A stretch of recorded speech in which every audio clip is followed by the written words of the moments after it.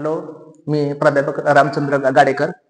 माझ्या बऱ्याचशा मित्रांनी मला विनंती केली की इयत्ता 5वी शिष्यवृत्ती परीक्षावर एक व्हिडिओ तयार करा आणि त्यामध्ये सर्व श्रेय माझ्या मित्रांना, माझ्या काय पालकांना जाते. त्यात जास्त श्रेय लालासाहेब दहागुडे सर म्हणून आहेत. त्यांनी मला ती PDF पाठवली आणि सांगितलं की याच्यावर व्हिडिओ तयार करा. तर आपण या ठिकाणी इयत्ता 5वीचा जो पेपर आहे स्कॉलरशिपचा, तो मराठी माध्यमाचा पेपर आहे. तर आपण या ठिकाणी इंग्रजीमध्ये काय प्रश्न आलेले आहेत ते आपण या ठिकाणी पाहूया. तर त्यामधला पहिला प्रश्न आहे, तो आपण या ठिकाणी पाहूया. तर या ठिकाणी पहा, पहिला प्रश्न असा आलेला आहे. पहा बघा, या ठिकाणी थोडस choose the correct alternative of a contracted form of complete the sentence dash throw the garbage here. त्या ठिकाणी पहा, गाळ्याच्या जाग्यामध्ये कुठला शब्द येईल पहा. या ठिकाणी आपल्याला प्रश्न दिलाय, choose the correct alternative of a contracted form to complete the sentence dash throw the garbage here. Aren't, doesn't, haven't आणि डोंट. आता हे पहा, ह्या ठिकाणी हे जे वाक्य आहे ते वाक्य इम्पेरेटिव्ह सेंटेन्स असल्यामुळं इम्पेरेटिव्ह सेंटेन्स सुरुवात नेहमी आज्ञार्थक वाक्याची सुरुवात नेहमी क्रियापदाने होत असते. त्या ठिकाणी क्रियापदामुळे ह्या ठिकाणी ही सुरुवात कशी व्हायला पाहिजे, don't throw the garbage here. जसं आज्ञार्थक वाक्य असेल तर open the door, close the window, shut the door किंवा do come fast, do not make noise. त्या पद्धतीने या ठिकाणी इथं डोंट असं व्हायला पाहिजे पहा. कारण डझंट होणार ना, डझंट थ्रो और आरंट थ्रो किंवा हॅवंट थ्रो. त्यामुळे मला वाटते ह्याचं उत्तर हे उत्तर आहे. सेकंड पर्याय दिलाय बघा, choose the correct alternative for the given sentence it is quarter to 9. आता घड्याळावर तुम्हाला नेहमी प्रश्न असतात काय. आता पहिला प्रश्न असा दिलेला आहे पहा. तर घड्याळावरचे जे काय प्रश्न असतात त्यातला पहिला प्रश्न असा दिलाय की आता इथला जर टाइम बघितला तर 9 वर काटा आहे. घड्याळ काटा म्हणजे तास काटा 9 वर आहे आणि मिनिट काटा 12 वर आहे. म्हणजे जर अर्थ कम्प्लीट 9 वाजले. मग आपण असं म्हणू शकतो इट इज 9 o'clock किंवा आपण असं सांगू शकतो पहा, इट्स 9 o'clock, 9 o'clock असं सांगू शकतो आपण. म्हणजे उत्तर 9 o'clock. त्यानंतर आपल्याला इथं काय सांगू शकतो, इथं 9 वर काटा आहे म्हणजे हा क्वार्टर टू 9 आहे.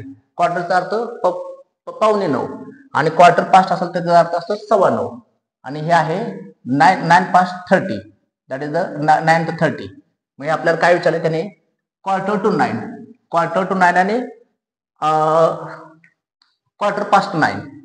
आता क्वार्टर टू ह्या शब्दाचा अर्थ आहे पहा काय असेल, त्याला आपण म्हणतो आपण पावणे म्हणजे 15 मिनिटं कमी. आणि क्वार्टर पास्ट ह्या शब्दाचा अर्थ आहे सव्वा म्हणजे 15 मिनिटं अधिक. मग या ठिकाणी क्वार्टर टू 9 विचारले, त्यामुळे याचं उत्तर काय येणार आहे तर या ठिकाणी हे येईल उत्तर पहा. तिसरा प्रश्न आहे पहा, choose the incorrect pair of rhyming words. आता त्या ठिकाणी रायमिंग वर्ड्स दिलेला पहा.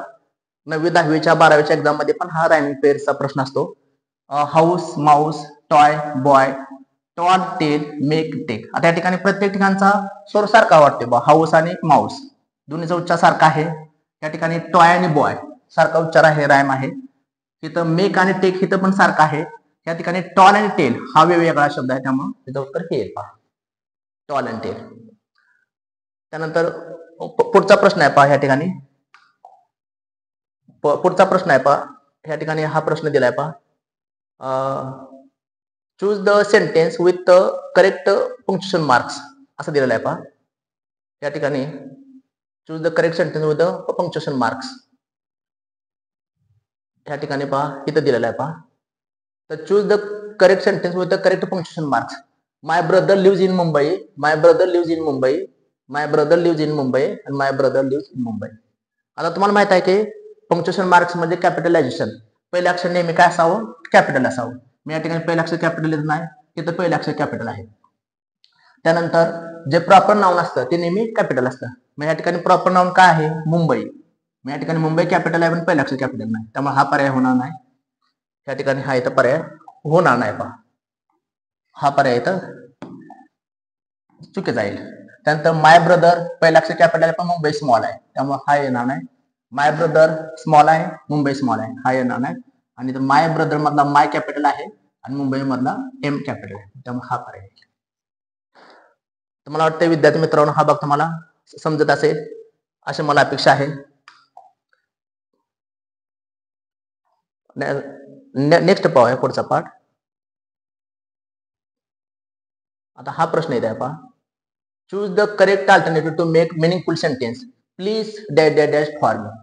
मग please wait for me, wait for me, wait for me का waits for me.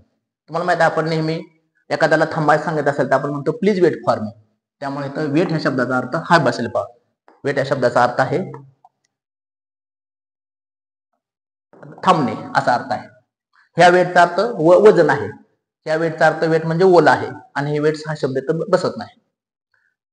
Choose the correct alternative. My brother is a teacher. My brother is an teacher. My father is a teacher. My father is an teacher. My father is a teacher. My father is a teacher. आता असं वाक्य असेल तर ह्या ठिकाणी father बद्दल पहिल्यांदाच माहिती आलेला आहे का फादरचा जो काय प्रोफेशन आहे तो अगोदर सुरुवातीला दिलेला आहे. त्यामुळे द टीचर असं आपण म्हणता येणार नाही. सुरुवातीला दिल्यामुळे आपल्याला काय म्हणायला लागले तर माय फादर इज अ टीचर. कारण टीचर बद्दल आपण पहिल्यांदाच बोललो. जर टीचर बद्दल आपण डबल बोललो असतो तर द टीचर म्हणलं असतं असं म्हणलं असतं आपण. किंवा my father is a teacher. My father is the teacher who teaches nice असं म्हणलं असतं. हे द आलं असतं. आता या ठिकाणी चूज द करेक्ट अल्टरनेटिव्ह असा प्रश्न आहे पहा. Choose the correct alternative. Some students are playing the school. Students school in front of are. Some students are playing. Students म्हणणार का डबल येते हे येणार नाही. Some students are playing school double school येते. Some students are playing in front of the school आणि are school येणार नाही. मग ह्याचं उत्तर हे येईल पहा. Some students are playing. Some students are playing. Some students are playing. एक मिनिट हे जरा थोडस वरती घेतो. ह्याचं उत्तर काय येईल बघा. Some students are playing. Some students are playing in front of the school. Rearrange the letters to form a meaningful word. Choose the correct alternative. आता या ठिकाणी इथं यातला एक शब्द हे करून करेक्ट शब्द तयार करायचा आहे. आता काय शब्द होईल पहा. इथं ह्या शब्दावरून कोणता शब्द तयार होईल पहा. एप आहे त्यामुळे या ठिकाणी फ्लावर हा शब्द तयार होईल. या ठिकाणी एफ एल म्हणजे एफ एल आहे. तर फॉलो आहे. इथं फेलो आहे. इथं एल आहे पण इथं ओन आहे त्यामुळे हा फ्लावर शब्द तयार होईल. त्यानंतर हा पुढचा शब्द पहा. Choose the complete the word register. आता या ठिकाणी एका रजिस्टर मधले शब्द दिलेत बघा. Pan, spoon, grinder, knife. त्याला संबंधित फील्ड मधले कुठले शब्द असतील. वायर हा शब्द ह्याशी नाही. नंतर मिक्सर हा शब्द आहे. चॉक शब्द आहे आणि स्पॅनर आहे. तर ह्या ठिकाणी ह्याला संदर्भामध्ये किंवा ह्या शब्दाच्या दृष्टिकोनातून हा शब्द काय बसले तर मिक्सर बसेल. म्हणजे किचनच्या संदर्भात हे शब्द सगळे आहेत किंवा कुकिंगच्या संदर्भात आहे.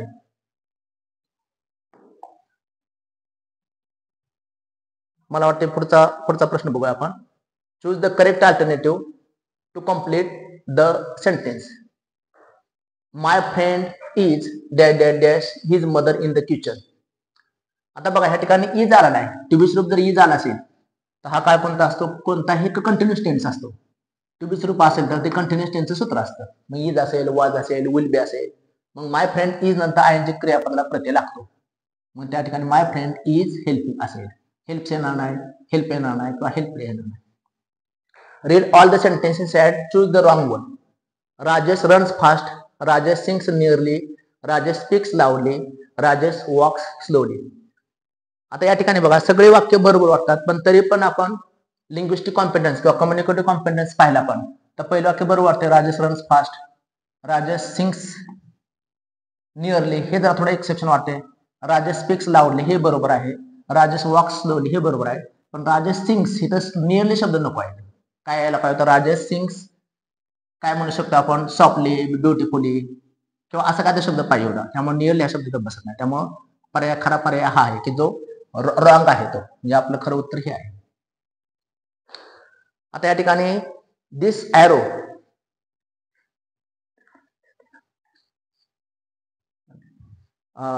दिस ॲरो शोज डिरेक्शन. आता अपवर्ड आहे, डाऊनवर्ड आहे, का राईट आहे, का लेफ्ट आहे. तर दिस ॲरो शोज अपवर्ड डिरेक्शन आहे. कारण खाली असेल तर डाऊनवर्ड आले असते, ह्या साईडला आले असते तर राईट आले असते, ह्या साईडला लेफ्ट आले असते. मला वाटते हा प्रश्न तसे काय सोपे आहेत, पण 5वीच्या मुलांच्या मानानं थोडासा हा भाग थोडासा हे आहे. Fill in the blanks. पाहता या ठिकाणी fill in the blanks.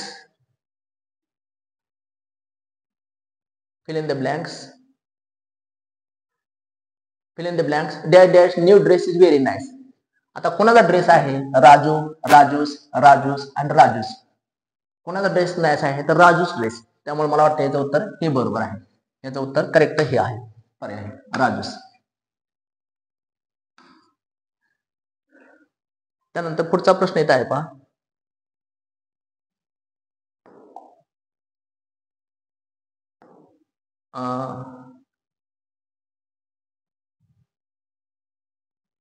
Find the वरती जायला थोडस find the odd man out, म्हणजे जो गटात न बसणारा शब्द आपल्याला द्यायचा आहे. नी, काइंड, किंग आणि काइट. त्यातला कुठला शब्द आहे बघा. आता नी म्हणजे गुडगा. हे सुद्धा काय वाक्यामध्ये काय आहे पहा. हे जर पार्ट ऑफ स्पीच पाहिले तर पार्ट ऑफ स्पीच मध्ये हे नाव नाही. किंग सुद्धा एक प्रकारचं नाव नाही, काइट सुद्धा एक प्रकारचं नाव नाही, आणि काइंड हा शब्द मात्र ऍडजेक्टिव्ह आहे. त्यामुळे गटात न बसताना हा शब्द आहे. Choose the correct punctuation mark to complete the sentence. What a pile of gold you have there.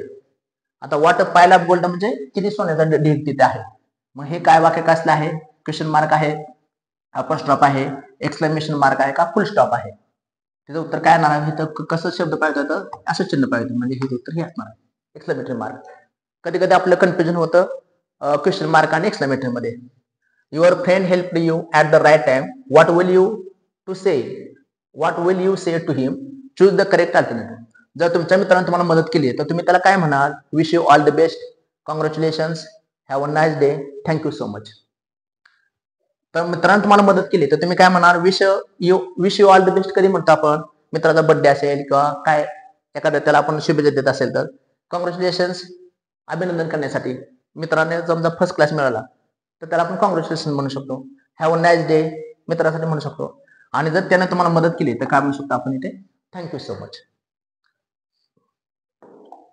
आता या ठिकाणी पहा, हे जे शब्द दिलेले आहेत पहा, हे जरा थोडस काळजीपूर्वक वाचावे लागतात. हा तसा बुद्धिमत्तामधला प्रश्न आहे, पण आता अलीकडे 9वी-10वीला सुद्धा हा प्रश्न अलीकडच्या काळामध्ये विचारला जातो. Complete the grid of animals by choosing the proper set of alphabets. आता या ठिकाणी पहा, हे तर काय अक्षर सुटलीत की त्यातून कुठला शब्द बसेल येतो. ह्याचं स्पेलिंग RABBIT. आपल्याला हे शब्द पहिल्या दिसते. कशाचं स्पेलिंग असणार आहे? तर रॅबिटचं. तुम्हाला माहिती आहे रॅबिटचं स्पेलिंग कसं आहे? असं आहे, रॅबिट मध्ये ससा आहे. 2 नंबरचं स्पेलिंग कसं आहे? कांगारो आहे. कांगारो. कांगारोचं स्पेलिंग कसं आहे पहा, असं आहे ना, कांगारो असं आहे. आणि 3 नंबर स्पेलिंग काय दिसते ते? क्रोकोडाईल. आता काय करायचं यातला? कुठला शब्द बसेल? पहिल्यांदा रॅबिट मध्ये बी आहे, नंतर कांगारो मध्ये की आणि आर आहे, आणि क्रोकोडाईल मध्ये सी आहे. मग BKC कोणता पर्याय येतोय? BKRC हा पर्याय बरोबर आहे, BKRC. नेक्स्ट क्वेश्चन पहा. या ठिकाणी हा प्रश्न विचारलाय गेलाय बा. Fill in the blank with the correct alternative. March is the month of the year. हे असं दिलंय बा, March is the month of the year. आता मार्च महिना म्हणल्यानंतर पहिला महिना काय आहे? जानेवारी आहे, फेब्रुवारी आहे, मार्च. मग हा फर्स्ट नंबरला येईल, हा सेकंड नंबरला आणि थर्ड. मग त्यामुळे याचं उत्तर काय येणार आहे? Third. Observe the picture and choose the correct shape. हा त्याचा शेप आपल्याला विचारलाय. त्याचा शेप कसा आहे पहा. त्याचा शेप कुठल्या पद्धतीने दिलेला आहे पहा. त्याचा शेप जर तुम्ही लक्षात घेतला तर शेप काय ते तुमच्या लक्षात येईल. ट्रायंगल आहे, रेक्टँगल आहे, स्क्वेअर आहे आणि सर्कल आहे. ट्रायंगलचा अर्थ त्रिकोण, रेक्टँगल म्हणजे आयताकृती, स्क्वेअर म्हणजे चौकोन, आणि सर्कलचा अर्थ गोल आहे. म्हणजे त्या ह्याचा उत्तर येणार आहे रेक्टँगल, आयताकृती आहे. आयताचा आकार आहे, आयत आहे. Choose the correct sentence. एक शेवटचा प्रश्न बघा. Choose the correct alternative to show the action word. Lovely, noise, monkey, yawn. लवलीचा अर्थ प्रेमळ, नॉईज म्हणजे गोंधळ, मंकीचा अर्थ म्हणजे माकड, आणि यॉन हे म्हणजे जांबे देणे. हे वर म्हणून आलेला आहे. या ठिकाणी हा जो शब्द आलेला आहे, हा जो शब्द आलेला आहे तो वर म्हणून आलेला आहे. त्याचा अर्थ आहे जांबे देणे असा अर्थ आहे. मंकी हे माकड आहे, हे नाव नाही, याचं वर म्हणून याचं उत्तर हे. Observe the picture and choose the correct alternative. A stomach ache, headache, fever and cough and cold. आता या ठिकाणी ज्या प्रश्नाला आकृतीतून आपल्याला काय दिसतंय की त्या माणसाला खोकला येतोय आणि खोकल्यातून तो खोकल्याला त्याला त्रास होते, त्यामुळे कफ अँड कोल्ड उत्तर आहे. मला वाटतं ह्या ठिकाणी एक प्रश्न दिलेला आहे, छोटासा पॅसेज दिलेला आहे. Read the following passage carefully and answer the questions. Once there was an emperor in China who was very fond of gardening. He loved plants and gardens. He even enjoyed working in his gardens. People came from far and wide to see his beautiful gardens. या ठिकाणी छोटासा passage दिलेला आहे. चीनमध्ये एक सम्राट असतो की ज्याला बागेची खूप आवड असते आणि त्याला प्लांट्स आणि गार्डन्स आवडते. त्याच्यावर प्रश्न दिलेला आहे पहा. Who was very fond of gardening? China, an emperor, people and plants. पहिल्या वाक्यामध्ये जे उत्तर दिलेलं आहे once there was an emperor असं दिलेलं आहे पहा. Once there was an emperor in China, त्यामुळे जे उत्तर एम्परर येईल. Choose the correct pair from the passage.